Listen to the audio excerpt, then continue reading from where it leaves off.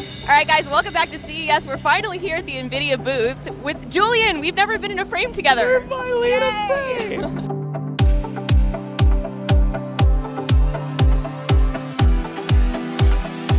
So there's a lot of stuff here. Do you want to split this up? Or? We'll divvy it up. Dibs on VR. Well, we only have one mic, so... We're going to start in the GeForce section, and this is a pretty big part of the booth. So I brought Roger along, and we're going to do a bit of a lightning round, starting with HDR G-Sync monitors. What do we have over there? We have a monitor that makes great gaming even greater. The HDR actually makes the colors more vibrant and gives the scene a lot more life.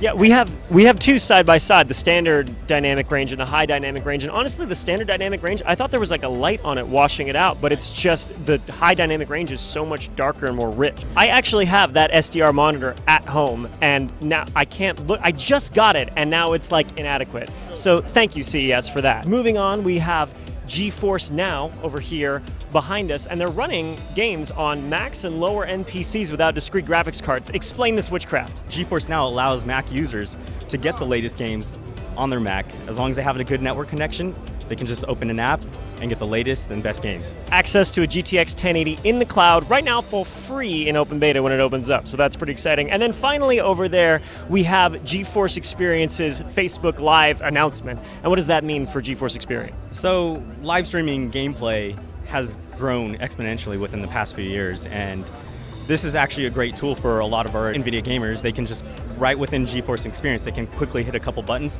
and then quickly live stream it onto Facebook, and their friends can just quickly watch and comment or share whatever opinions. So if you want to go on Facebook Live and stream something more interesting than you eating a burrito, now that's possible. So that's the GeForce section. We're going to move on. So as you guys heard, we announced the brand new NVIDIA Shield. This is the first time I'm seeing it in the flesh, but Mike, you've been here all day showing it to people. Why don't you tell us what we're seeing here in the booth? So you're going to see a lot of gaming. So we have 4K HDR gaming. We announced Smart Home, so Google Assistant is going to be coming to Shield. Talk to your Shield and activate your coffee maker, or turn on a camera in your baby's room. And we also announced Amazon coming to Shield, so that was a big thing. One other thing with gaming is that GeForce Now has Pascal GPUs behind it, and that's a big thing because we're able to bring awesome titles like the Ubisoft games coming to GeForce Now. So inside of Shield you have the X1 chip, which is powering all this hardware. If someone has a PC in their office and they have a Shield in their living room and they don't want to pull their PC out into their living room to play there, they can cast that over to their Shield and not have to leave. So that's essentially what's happening here. What about to the device itself? Are there any new changes that people should look out for? A couple things. So we have a new controller. It's really sleek and it feels really good in your hand. It also has always-on assistance. So when Google Assistant does come to your Shield, you'll be able to prompt it for requests and questions, etc. You also get a remote that comes with Shield, so that was something that people have been asking for. All right, well, thank you. Now, of course, it wouldn't be an NVIDIA booth if we didn't bring some VR to share with everyone. We've got a couple new games to show off, including Rock Band and Robo Recall. Why did we bring VR to CES? Well, VR is like the latest and greatest gaming technology. It's the future of gaming as well. And we want to bring it here to show people what the best VR experience is like. So NVIDIA is really going in on self-driving cars this year, as we heard in the keynote last night. Shri, tell us what we're seeing behind us here. Well, we have displayed Model S from Tesla, and this is being driven by our autonomous car computer, Drive PX2. This is one of the production vehicles today that's doing autonomous driving. You don't have to wait for 5 years, it's there today. So these are actually on the road. Oh, yeah, it's rolled out. It's actually Danny's car. It's whose car?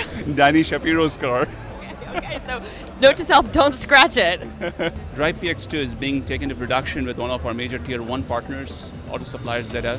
There's an engagement with Bosch to do the same.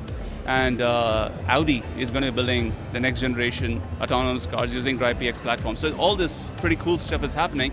And the biggest showpiece was the demo that Jensen showed last night. It's basically our BB-8 car, which has evolved into a car that can actually take a person from place A to place B, point A to point B, just by verbal command. You can say, hey, autopilot engage, and the car engages, takes you from point A to point B. At the moment when the car knows it's reached its limits, it'll say, I'm disengaging, driver take over. So that is what NVIDIA has brought to CES. Favorite part of it?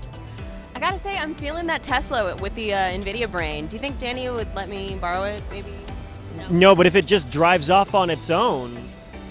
No one will be the Oh, there's a lot here to see. I love the HDR monitors, but obviously NVIDIA's brought all the guns out here for CES, showing off all aspects the company does, and it's cool to just get to play around with it. So thank you guys for watching. Sad you couldn't join us here, but keep watching more NVIDIA GeForce. We're going to be covering all of CES. Stay tuned.